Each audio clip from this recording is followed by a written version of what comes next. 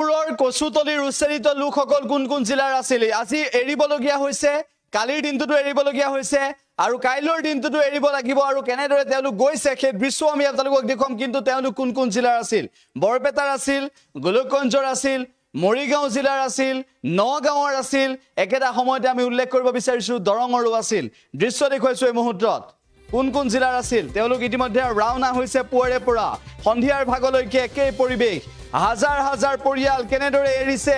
সোণাপুৰৰ কচুতলি দখল কৰিছিল সোণাপুৰৰ কচুতলি আৰু তাৰ পিছত উচ্ছেদ আৰম্ভ হ'ল ইতিমধ্যে 3 গৰাকীকৈ লোকৰ মৃত্যু হ'ল উচ্ছেদৰ সেই ঘটনাতে আৰু তাৰ সমান্তৰালভাৱে আমি আপোনালোকক দৃশ্য দেখুৱাইছো যে উচ্ছেদিত লোকসকল ইতিমধ্যে ঘৰৰ দিশে ৰাওনা হৈছে তেওঁলোক ঘৰলৈ গৈছে উচ্ছেদিত লোকসকল নিজৰ সেই স্থান এৰি যি দখল কৰা বুলি কৈছে সেই স্থান এৰি তেওঁলোকৰ যি প্ৰকৃত ঘৰ আছিল প্ৰকৃত মাটি আছিল যোন যিটো স্থানত তেওঁলোক আছিল সেই স্থানলৈ উভতিবলগীয়া হৈছে সোণাপুৰৰ উচ্ছেদস্থলীৰ 3000 পৰিয়াল কোন কোন জিলালৈ গ'ল চাওক আমি সেই দৃশ্য আপোনালোকক এই মুহূৰ্তত দেখুৱাই আছো কোন কোন জিলালৈ গৈছে তেওঁলোক কোন কোন জিলাৰ আছিল আজি গম পাব তেওঁলোক প্ৰকৃত পক্ষে তেওঁলোক কেৱল মাত্ৰ তাত মিয়াহে আছিল নেকি তাত কেৱল পমুৱা মুছলমানহে আছিল নেকি তাত কেৱল ইছলাম ধৰ্মৰ লোকসকলহে আছিল নেকি তাত সন্দেহযুক্ত নাগৰিক বুলি কোৱা সকল কেৱল মাত্ৰ মুছলমান নেকি এই প্ৰশ্নবোৰ উত্থাপন হৈছে ইয়াৰ লগতে উত্থাপন কৰিব বিচাৰিছো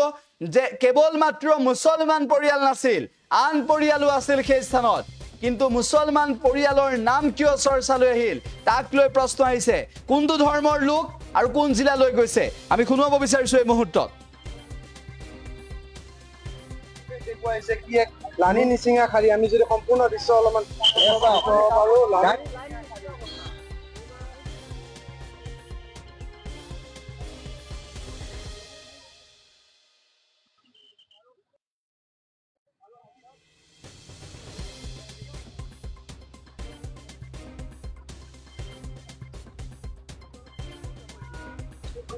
ড্ৰাইভাৰ ক'ত যাব এইলা মাল লৈ ক'ত যাব এতিয়া মৰিগাঁৱত লৈ যাব বোলে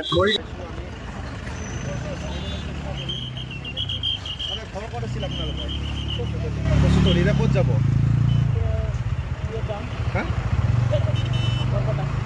বৰপেটা মাতি আছে নাগৰিকে বসবাস কৰিছিলে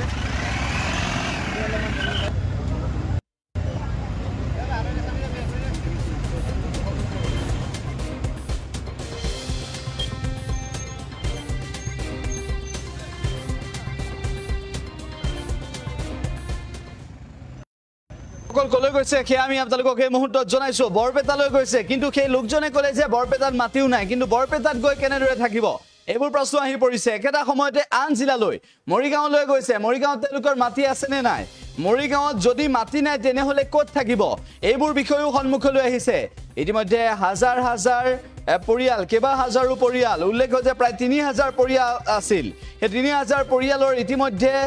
প্ৰায় 2000ৰ অধিক পৰিয়াল ওলাই আহিছে সেই স্থানৰ পৰা কচুতলিৰ পৰা ওলাই আহিছে য'ত তেওঁলোকৰ পূৰ্বৰ ভূমি আছিল সেই স্থানলৈ উভতি গৈছে কিন্তু বহু লোকৰ নিজৰ মাটি নাই আৰু সেই লোকসকল ক'ত থাকিব এনেদৰে বিভিন্ন প্ৰশ্ন সন্মুখলৈ আহিছে এই সোণাপুৰৰ উচ্ছেদস্থলীৰ 3000 পৰিয়াল কোন কোন জিলালৈ গৈছে কেৱল মুছলমান লোকে আছিল নেকি তাত তেওঁলোকৰ দুখৰ কাহিনী তেওঁলোকৰ মৰ্মবেদনা তেওঁলোকৰ আজিৰ দিনটোৰ কৰুণ ছবি পোহৰলৈ আহিছে বহু ক্ষেত্ৰত আমি শুনাব বিচাৰিছো মন্তব্য আমি শুনাব বিচাৰিছো এই মুহূৰ্তত তেওঁলোকে কি কৈ আছে আৰু তেওঁলোক ক'ত ক'ত গৈছে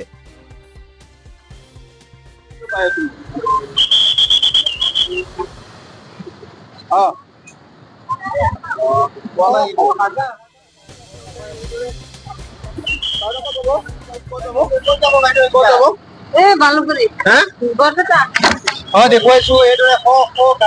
গাড়ী ক'ত যাব ওলাই গৈছে গুৱাহাটী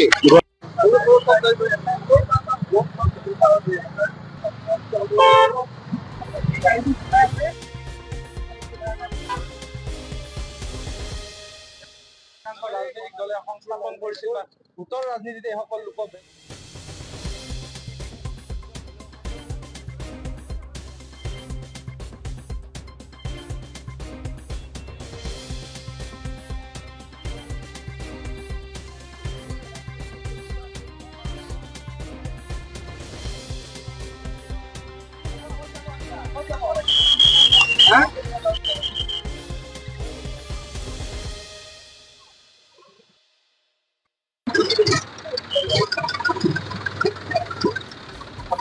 ক'ত যাব এতিয়া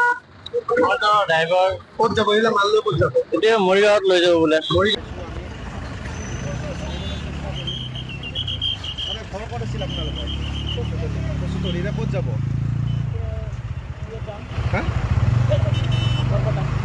বৰপেটা মাতি আছে